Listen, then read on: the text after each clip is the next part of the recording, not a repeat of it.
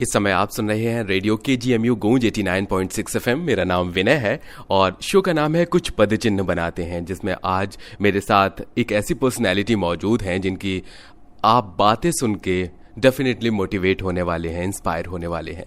आज हमारे बीच मौजूद हैं पर्यटन महानिदेशक श्री मुकेश कुमार मेश्राम जी। सबसे पहले तो बहुत बहुत स्वागत करते हैं सर। धन्यवाद आपको मुझे आमंत्रित करने के लिए। सबसे पहले आपकी पर्सनल लाइफ के बारे में जानना चाहते हैं। हर माता पिता का एक सपना होता है कि उनका बेटा आगे चलकर उनकी फीलिंग्स को, उनकी जो भावनाएं हैं उनको समझते हुए उनकी एक्सपेक्टेशंस को पूरा करें।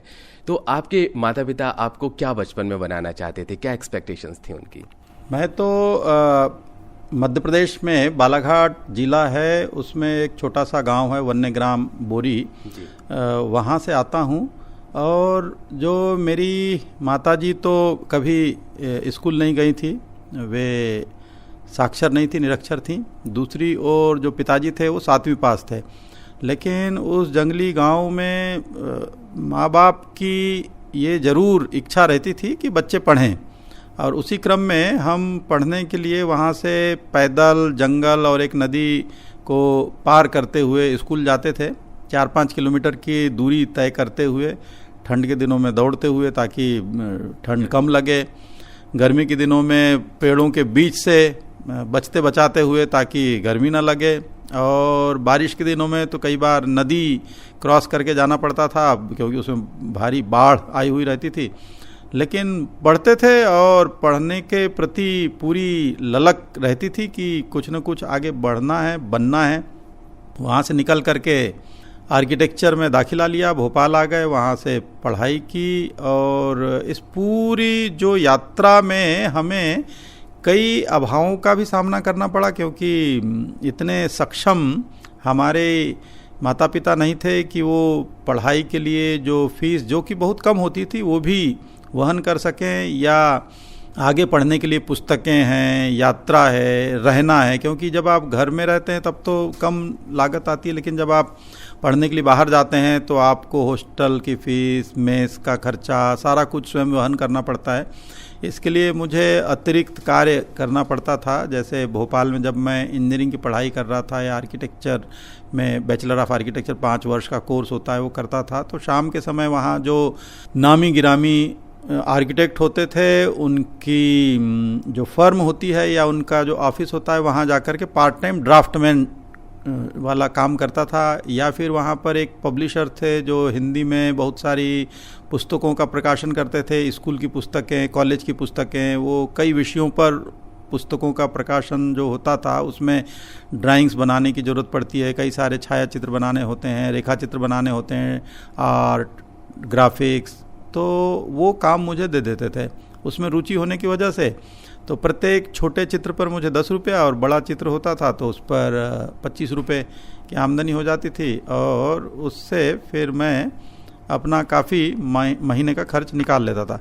स्कॉलरशिप मिलती थी, और जो हमारे भाई थे वो भी पढ़ते थे, वो MBBS का कोर्स कर रहे थे जबलपुर से, तो कुछ अपनी स्कॉलरशिप से या जो अपने इंटर्नशिप या इस तरीके के कामों से उनको मिलता था, वो बचत से भी मुझे मदद करते थे। ऐसे करते करते आगे बढ़ते गए, और इस पूरी यात्रा में मैंने यही महसूस किया कि आप चाहे हिंदी भाषी हों, चाहे किसी और भाषा के हों, अंग्रेजी एक तो बाधक नहीं होती है। दूसरा यह बात ज़रूर है कि अगर आपने ठान लिया तो जो स्वयं की मदद करने के लिए तैयार है उसकी मदद ईश्वर भी करते हैं। बाकी समाज के आसपास जो आपके लोग हैं, जो आपके रिश्तेदार हैं, वो भी अनुभव करने के उपरांत यदि देखते हैं कि कोई बच्चा आगे बढ़ना चाहता है, कोई बच्चा चाहता है कि उसे कुछ करना है, तो बहुत सारे मदद के लिए हाथ आगे बढ़ ही जाते हैं। जो रॉन्डा बर्न की पुस्तक है द सीक्रेट, उसमें बहुत ही एक सिंपल सी फिलॉसफी यही चलती है कि जब आप सच्चे दिल से कुछ कर गुजरने की ठान लेते हैं तो फिर सारी कायनात, सारा ब्रह्मांड आपकी मदद करने के लिए आपके साथ एकजुट हो जाता है, और फिर आप बढ़ते चले जाते हैं। वरना कभी हम उस गांव के, जंगल के गांव में या उस गांव के परिवेश में रहकर यह सोच नहीं सकते थे कि हम यहाँ तक पहुँच पाएंगे, या आईएएस बनने का सपना या कलेक्टर बनने का सपना बहुत दूर की सोच होती थी। ये दिमाग में कभी आता भी नहीं था। जब हम बालाघाट मुख्यालय पर पढ़ने आए तो बस में बैठकर जब जाते थे तो रास्ते में कलेक्टर का या डीएम का बंगला पड़ता था। उसमें बहुत लंबा चौड़ा एक तो बंगला होता है, 2 गेट, और उससे आती जाती हुई उस समय लाल बत्ती की गाड़ी एम्बेसडर वो दिखती थी। जब वो गाड़ी जाती थी तो वहाँ जो गार्ड होता था ट्रैफिक वाला, वो बसों को या बाकी सारे ट्रैफिक को रोक के रखता था। तो हम लोग खड़े खड़े देखते थे कि भाई किसकी गाड़ी जा रही है। तो ज़िले में तो भाई डीएम वीआईपी हुआ करता था, उसकी गाड़ी गुजरती थी। देखकर लगा कि ये कोई ऐसा ओहदा है, क्या संभव है क्या। फिर स्कूल में जब हमारे कोई कंपटीशन हुआ था तो उसमें उस समय के कलेक्टर जिनका नाम था सत्यानंद मिश्रा जी, वो और एम जॉर्ज जोसेफ जो वहाँ पे एसपी थे, वो पारितोषिक या प्राइज़ देने के लिए आए थे। उन्होंने उद्बोधन भी दिया, बच्चों को प्रेरक उद्बोधन अच्छा लगा, मुझे भी अच्छा लगा कि हमें देश सेवा के लिए कुछ करना चाहिए, समाज के लिए कुछ करना चाहिए। तो वहाँ से थोड़ा दिमाग में एक यह बात रही कि कुछ किया जा सकता है। बाकी जब मैं पूरी अपनी पढ़ाई मास्टर ऑफ आर्किटेक्चर रुड़की विश्वविद्यालय से करने के उपरांत मैं केरल में रहा, जहाँ विक्रम साराभाई अंतरिक्ष केंद्र में मैं वैज्ञानिक इंजीनियर था। वहाँ से निकल कर आया और जिस कॉलेज में मैंने पढ़ा था, मौलाना आज़ाद कॉलेज ऑफ टेक्नोलॉजी भोपाल, वहीं पर पढ़ाना चालू किया। तो कई जो साथ में काम करने वाले लेक्चरर या असिस्टेंट प्रोफेसर थे जो सिविल सर्विसेज की तैयारी करते थे, उन्होंने काफ़ी मोटिवेट किया और उन्होंने समझाया कि भाई ये एक अच्छा अवसर होता है जिसमें यदि आप कुछ काम करना चाहते हैं तो आपके पास में बहुत तरीके के अवसर हैं, मौके होते हैं, अपॉर्चुनिटीज़ होती है, उसको आपको गंवाना नहीं चाहिए। क्योंकि अभी आप उम्र कम है, आप प्रयास कर सकते हैं। हमने भी उनके साथ में बैठ करके पढ़ना चालू किया। विषय हमारे थे नहीं, तो ये खोजबीन हुई कि भाई कौन से विषय लिए जाने चाहिए। तो मेरा अमूमन रुचि की वजह से, अपने खुद के इंटरेस्ट की वजह से मैं हिस्ट्री, फिलॉसफी, रिलीजन या इंडियन कल्चर, इसकी बहुत सारी पुस्तकें पढ़ता रहता था। तो उन्होंने कहा कि भाई हिस्ट्री ले लो, इंडियन हिस्ट्री प्रिलिमिनरी में, और बाद में फिर हिस्ट्री जिसमें विश्व इतिहास भी पढ़ना पड़ता है। और साथ ही साथ बहुत सारी पुस्तकें मेरे पास अमूमन ऐसी रहती थी जो हिंदी साहित्य से संबंधित होती थी। तो दूसरा विषय हिंदी साहित्य लिया गया। तो हिंदी साहित्य और इतिहास, ये 2 विषय लेकर मैंने पढ़ना चालू किया। पहली बार में तो प्रिलिमिनरी जब देने गए तो कुछ हुआ नहीं, क्योंकि समझ में आया भी नहीं, क्योंकि ऐसे ऐसे सवाल थे जो काफ़ी तो गुजर गए सिर के ऊपर से, और बहुत सारे ऐसे सवाल थे जो हमने कभी अपनी पुस्तकों में तो पढ़े नहीं थे, जो पुस्तक लेकर हम बैठे रहते थे पढ़ने के लिए। बाद में लौट आए, लोगों से फिर बातचीत हुई, उन्होंने कहा कि भैया ऐसा है, थोड़ा और गहनता से पढ़ना पड़ता है, फोकस स्टडी करनी पड़ती है, और पुराने 10-12 साल के जो क्वेश्चन पेपर्स हैं उनको लेकर के आओ, बैठो, सॉल्व करो, कोशिश करो कहाँ कहाँ से लिए गए हैं, उन पुस्तकों को ढूंढो, उन पुस्तकों की पढ़ाई करो। तब जा कर के फिर से प्रयास प्रारंभ हुआ। फिर एकजुट होकर के प्रयास किया गया। तो अगले वर्ष प्रिलिमिनरी क्लियर हो गया। जब प्रिलिमिनरी हो गया तो मेंस के लिए 3-3.5 महीने की समयावधि थी। लोगों ने फिर कुछ गाइडेंस दी, इसमें ऐसे करना है, ऐसे करना है, ये पढ़ना पड़ेगा। वर्णनात्मक होता है, क्योंकि प्रिलिमिनरी तो ऑब्जेक्टिव टाइप था, लेकिन यहाँ पर तो आपको बहुत सारे अलग अलग आंसर्स, और लोगों की यह जो समझ उन्होंने मुझे दी कि इसमें ओरिजिनलिटी रहनी चाहिए, एनालिसिस करने का एक भाव होना चाहिए जब आप आंसर दें। क्योंकि प्रोटोटाइप आप जैसे बने बनाए बहुत सारे छपे छपाए आंसर्स होते हैं, यदि उस तरीके के उत्तर देते हैं तो मार्क्स की गुंजाइश कम रहती है। आप अगर कुछ अलग सा सोचते हैं, अलग सा कुछ करने के लिए ये ज़रूरी है कि आपको अलग सा यहाँ पे वर्णन भी प्रस्तुत करना चाहिए। ये फिर हमने सीखी।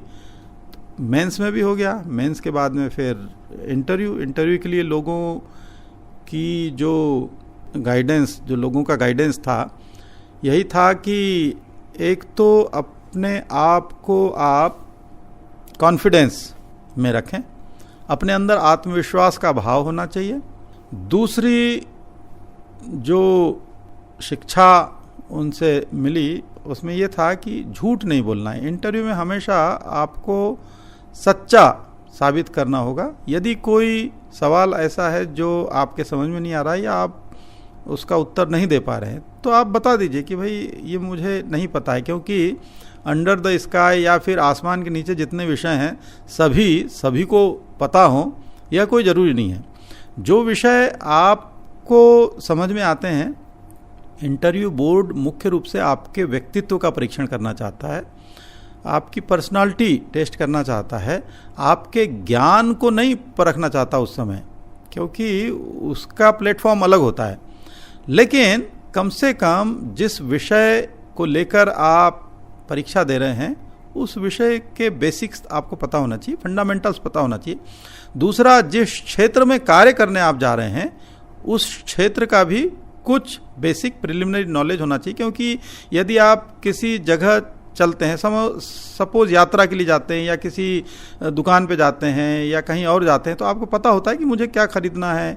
आप केवल यूं ही निकल तो पड़ते नहीं हैं कि चलो भैया तफरी करने जा रहे हैं कहीं या कहीं जा रहे हैं, कुछ पता नहीं है, अता पता नहीं है जगह का। तो इसलिए अगर आप इस सिविल सर्विसेज के फील्ड में आते हैं तो सिविल सर्विसेज जो सेवा है ये क्या होती है, इसमें क्या किया जाता है, कैसे किया जाता है, यह सब भी आपको आइडिया होना ज़रूरी है। इस समय तो बहुत सारे ऑनलाइन ऑफलाइन कोचिंग मौजूद हैं। मैंने कभी कोई कोचिंग नहीं ली थी, लेकिन लोग ले सकते हैं, क्योंकि कोचिंग से एक तो ये होता है कि डायरेक्शन मिल जाता है, दूसरा बहुत ज़्यादा समय आपको लगाना नहीं पड़ता, क्योंकि बहुत सारी चीज़ें वो निकाल करके स्क्रीनिंग करके आपके सामने परोस देते हैं। और तीसरा ये भी होता है कि जो उससे जुड़े हुए लोग, एक तरीके की सोच वाले लोग जो तैयारी कर रहे होते हैं, उनसे आपकी नेटवर्किंग हो जाती है, जिनसे आप समय समय पर डिस्कशन कर सकते हैं। ये एक बात है। लेकिन यदि कोई अकेले सेल्फ स्टडी करके भी करना चाहता है तो असंभव जैसी कोई चीज़ नहीं है। भाई जब हमने किया है, हिंदी माध्यम रहा है मेरा, कोई अगर ये सोचता है कि केवल इंग्लिश मीडियम से ही अच्छे मार्क्स मिलते हैं, यह भी सोच गलत है। हिंदी माध्यम करके भी आप अच्छा कर सकते हैं। केवल किस माध्यम में आप लैंग्वेज में कंफर्टेबल हैं, दूसरा किस विषय में कंफर्टेबल हैं। विषय की चॉइस भी लेने के लिए लोगों का रहता है कि कौन सा विषय लिया जाए। अब तो एक ही विषय हो गया है, पहले तो 2 विषय लेने पड़ते थे, अब तो और आसान हो गया। लेकिन जो दूसरा है एनालिटिकल एबिलिटी, वो एक आपकी अच्छी होती है, मतलब तर्क क्षमता आपकी अच्छी होना चाहिए, विश्लेषण की क्षमता अच्छी होना चाहिए। दूसरा, आपको सार्वजनिक जीवन के अतिरिक्त समाज और विश्व में कहाँ क्या हो रहा है, करंट अफेयर्स, घटनाएं, उनके साथ में आपको रूबरू होना है, तभी ये होगा। समसामयिकता के साथ में आप जुड़े हुए हैं, आप अलूप नहीं रह सकते। मनुष्य वैसे भी सामाजिक प्राणी है, तो आपको जानना भी चाहिए कि भाई यूक्रेन रूस में की जो मध्य लड़ाई चल रही है उसका हर दिन का एक अपडेट तो होना ही चाहिए। विषय क्या है, उसके पीछे जाने की ज़रूरत है, या ये कोविड से कैसे अर्थव्यवस्था कहाँ प्रभावित हुई, क्या हुआ, पोस्ट कोविड क्या होगा, कैसे होगा, चीज़ें विश्व स्तर पे कैसे बदलती है, देश में किस तरीके से अलग अलग क्षेत्रों में विकास हो रहा है, कैसे हम आधुनिकता के परिवर्तन को देख रहे हैं, किस तरीके से एक सामाजिक, आर्थिक, सांस्कृतिक गतिविधियों में तब्दीलियां आ रही है, इस सब से रूबरू होना बहुत ज़रूरी है। बहुत अच्छी सी फीलिंग होती है कि जब जो आपने जिक्र किया कि जब हम निकलते थे तो डीएम किस तरह से जा रहे हैं, कैसे गाड़ियां निकल रही हैं, और जब आप उसी पद पे पहुंचे तो एक अलग सी फीलिंग होती है। तमाम लोग जो हैं कुछ चीज़ों से इंस्पायर होकर आगे बढ़ते हैं, और डेफिनेटली आपके पद चिन्हों पर चढ़कर बहुत सारे हमारे युवा लोग जो हैं वो आगे बढ़ने की कोशिश करेंगे। तो कई सारे ऐसे चैलेंजेस आते हैं जब हमको कहीं ना कहीं ऐसा लगता है कि कहीं हमारे सपने टूट कर बिखर ना जाए, और एक ऐसे एरिया से आने के बावजूद भी आप एक ऐसी जगह पर पहुंचे जहां एक आपने सपना देखा था। कहीं कोई ऐसा वक्त आया जब आपको लगा कि कहीं मेरा सपना टूट ना जाए? अक्सर आता है, कोई ज़रूरी नहीं है कि हर चीज़ अच्छी अच्छी चले, और फिर उस ज़िंदगी का मज़ा भी क्या है जो सपाट हो और सीधी हो, तब तो बहुत मोनोटोनस हो जाता है। जब तक कोई भी रास्ता थोड़ा उबड़ खाबड़ हो, कोई भी रास्ता थोड़ा घुमावदार हो, तो उसमें जब आप चलते हैं तो ज़्यादा से ज़्यादा आसपास नज़र रखते हैं, ज़्यादा से ज़्यादा सतर्क रहते हैं कि सामने कोई गड्ढा तो नहीं आ रहा है।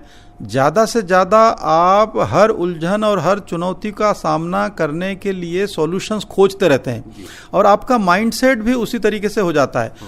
आपको इसलिए तैयार होना चाहिए। मुझे आप पुराने समय में कभी याद करें, जैसे मेरे गांव में जो सीधी सीधी सड़कें होती थी या जो सड़कें याद रहती थी बैलों को, तो जो गाड़ीवान होता था वो सो जाता था और बैल अपने आप घर ले आता था, तो वो अपने आप चल देता है। तो अगर आपके माइंड को पता है कि ये करना है या ऐसा होना है, वो अपने आप चल पड़ेगा, तो आप सो जाएंगे। तो इसलिए जो परीक्षा है या एग्ज़ाम है वो हमेशा चैलेंज से भरी हुई होती है। हर बार आपसे वही सवाल पूछे जाएंगे, ये भी नहीं होता है।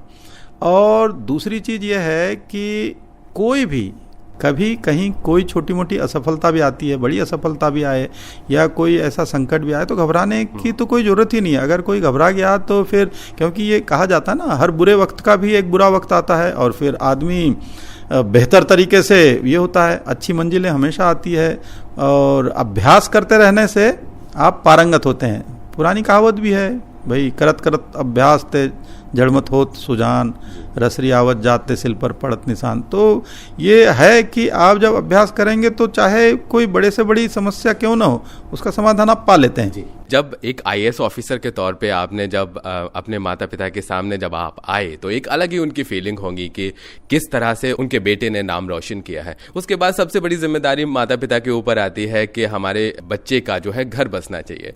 तो उस समय जब एक गृहस्थ जीवन की आपकी शुरुआत हुई, तो उस समय क्या आपने आजकल के यूथ की तरह अपना फैसला खुद लिया था या फिर वो भी परिवार पर छोड़ा हुआ था? हमारा जो परिवार बालाघाट में इतना सीधा, इतना मतलब पूर्ण गंवई संस्कृति से हम लोग आते हैं। किसी प्रकार की कोई महत्वाकांक्षाएं उस तरफ लोगों में हुआ नहीं करती थी। बहुत ज़्यादा एक जिसको कहना चाहिए जीजी विशा, खिटखिट, या बहुत ज़्यादा किसी प्रकार की कंपटीशन का बोध, इस तरीके कुछ नहीं होता था। जो करना है आप करिए, गलत मत करिए जिससे किसी का नुकसान हो, गलत मत करिए जिससे परिवार की कोई छवि पर आँच आए, या कोई ऐसा काम न करें जिससे आपको स्वयं को बाद में पछताना पड़े। क्योंकि गौतम बुद्ध ने एक बात कही है, अत दीप भव अपो दीपो भव, स्वयं प्रकाशित बनिए। और इस सोच को हमारा परिवार हमेशा मानता रहा है, जिसमें सभी बच्चे, हम लोग तो 5 भाई 4 बहनें थे, जिसको जो करना है आप करिए, जो पढ़ना है पढ़िए। कभी माँ बाप ने तो पूछा नहीं, ना बताया, क्योंकि उनको इतना पता भी नहीं था कि आगे कौन से ऐसे एवेन्यूज़ हैं, कौन से ऐसे क्षेत्र हैं या संभावना है जहाँ पे कुछ किया जा सकता है। इसलिए जब आईएएस में आने के बाद मैं गांव गया तो हमारी माँ को समझ में नहीं आया कि ये इसमें कौन सी तब्दीली आ गई है।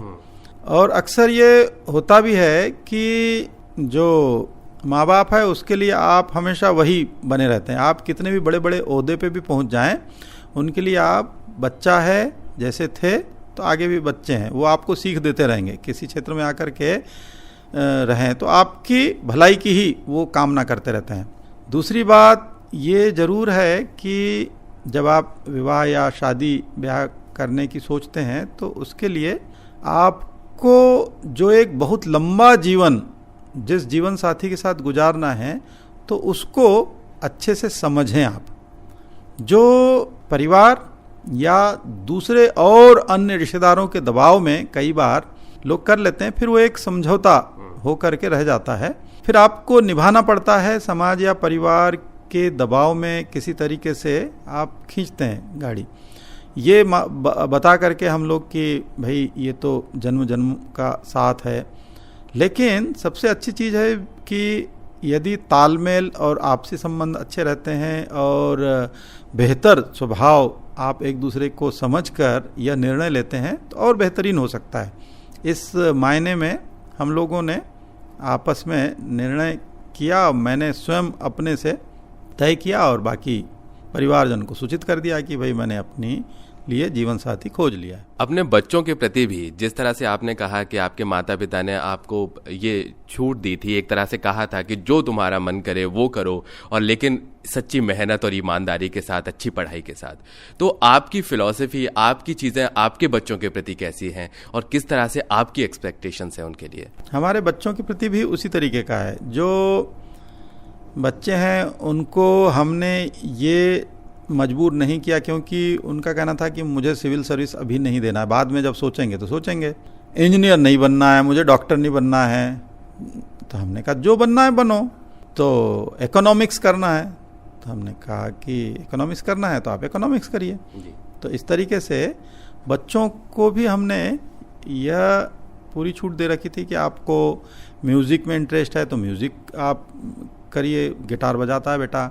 उसको ये था कि खेलकूद करना है तो वो फुटबॉल खेलता है, उसका मन करता है तो बैडमिंटन और कई और दूसरे खेल खेलता है, जो करना है करता है। लेकिन यह है कि भाई बिना पढ़ाई के, बिना ज्ञान के कुछ नहीं होता है, तो उसके लिए आपको एक समय निर्धारित करके पढ़ना ही पढ़ना है।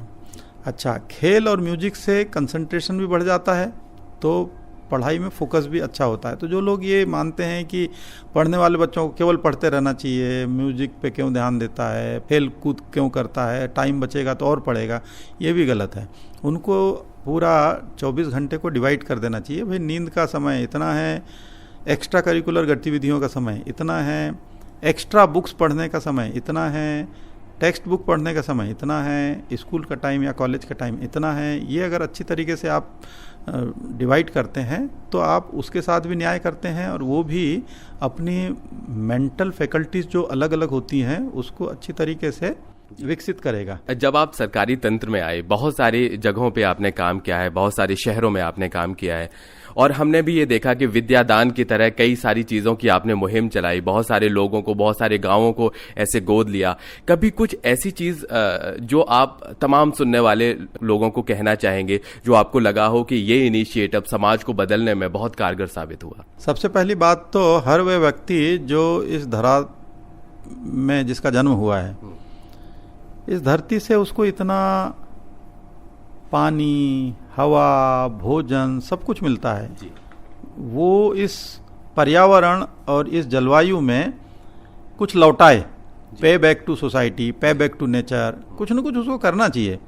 इसके लिए मैं हमेशा प्रयास करता हूँ, स्वयं तो करता ही हूँ, लोगों को भी प्रेरित करता हूँ कि भाई आप भी करिए। जैसे 2 पेड़ जरूर लगाएं, एक पेड़ जीने के लिए और एक पेड़ मरने के लिए, क्योंकि जो आप ऑक्सीजन लेते हैं, जो कोविड काल में सबको पता है कि ऑक्सीजन के बिना बहुत सारे लोग काल कवलित हो गए हैं, तो ऑक्सीजन कितनी इम्पोर्टेंट हमारे लिए। यही धरातल है या यही हमारा ग्रह है जहाँ पर ऑक्सीजन एक पर्याप्त मात्रा में है, अन्यथा दूसरे ग्रहों में हम सांस भी नहीं ले पाएंगे। तो जब आपके पास में ये मौजूद है, एक बहुत बहुमूल्य अमूल्य वस्तु मौजूद है, तो उसको बरकरार रखने के लिए आपको पेड़ लगाना चाहिए। भाई एक सिलेंडर जो ऑक्सीजन का है 800 रुपये का आया, 3 घंटा चला, तो 24 घंटे में आप कितनी अमाउंट का आपने ऑक्सीजन सिलेंडर यूज़ किया, 6400 रुपये का अगर इस्तेमाल किया है, तो फिर यही मान करके चलिए कि आप 1 साल में कितना कर रहे हैं, उसको मल्टीप्लाई करिए 365 दिन से, और फिर मल्टीप्लाई करिए अगर आपकी एवरेज एज 75 साल भी है, तो आप देखेंगे कि करोड़ों रुपये में ये जाता है। तो करोड़ों रुपये की आपको ऑक्सीजन फ्री में मिल रही है। एक पेड़ नहीं लगा सकते आप?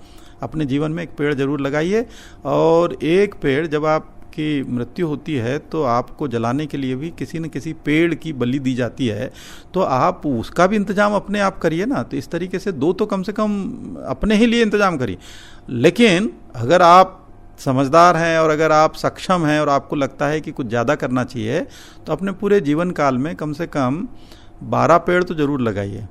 उन लोगों के लिए भी लगाना पड़ेगा जो काहिल जाहिल है, नहीं लगाना चाहते हैं या नहीं लगाना पसंद करेंगे। ये दूसरी बात यह है कि जो समाज है, समाज में जितने भी लोग हैं जो सक्षम नहीं हैं या जो अभावग्रस्त हैं, उनकी थोड़ी थोड़ी जिम्मेदारी उठाइए। स्वामी विवेकानंद जी ने कहा था कि भाई हम तो अक्सर कहते हैं कि मातृदेवो भव, पितृदेवो भव, गुरुर्देवो भव, पर उन्होंने दो बात और की, और वो ये थी कि दरिद्रो देवो भव, यानी जो दरिद्र है वह नारायण है। दरिद्र नारायण हम कहते हैं, क्योंकि जो गरीब व्यक्ति है वो आपसे किसी मदद के लिए मांगे या न मांगे, मदद मांगे या न मांगे, आप यदि अपने से कुछ देना चाहते हैं तो वह आनंद आपको प्राप्त होता है, जिसे हम जॉय ऑफ गिविंग कहते हैं, वह आनंद है।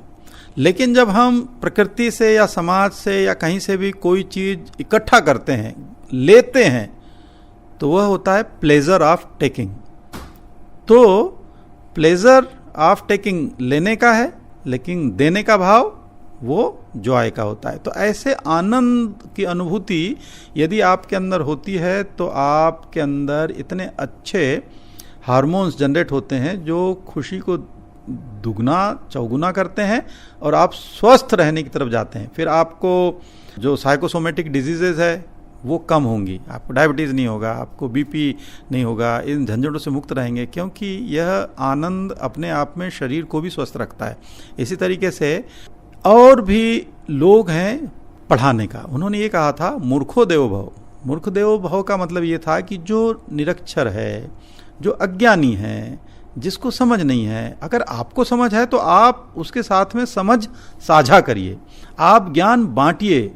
विद्या का ऐसा भंडार है जो कहा जाता है कि बढ़ता है बांटने से। सरस्वती का भंडार बड़ी अपूरब बात, ठीक है, तो इसलिए उसको खर्च करना चाहिए। तो हम आसपास मोहल्ले, पड़ोस, समाज में, शहर में, रिश्तेदारों में, घर पे जो नौकर चाकर आते हैं, उनमें जो पढ़ नहीं लिख पाते हैं, आपके पास अगर समय है तो 1 घंटा कम से कम 1 सप्ताह में आप निकालिए और उन बच्चों के साथ जाकर के बैठिए। कुछ अंग्रेजी पढ़ाइए, कुछ स्पेनिश पढ़ाइए, फ्रेंच पढ़ाइए, जो भाषा आप पढ़ा सकते हैं, गणित पढ़ाइए, साइंस पढ़ाइए, फिलॉसफी की बातें करिए।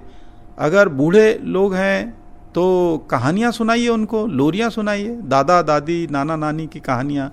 ये हमने कई सारे एक्सपेरिमेंट्स किए भी थे विद्यादान के माध्यम से, कानपुर में किए, हमने कई और जनपदों में किए। तो ये अनवरत चलते रहने की प्रक्रिया है जिसमें प्रत्येक व्यक्ति को अपनी जिम्मेदारी का भाव समाज के प्रति क्या है, राष्ट्र के प्रति क्या है, ये समझना पड़ेगा।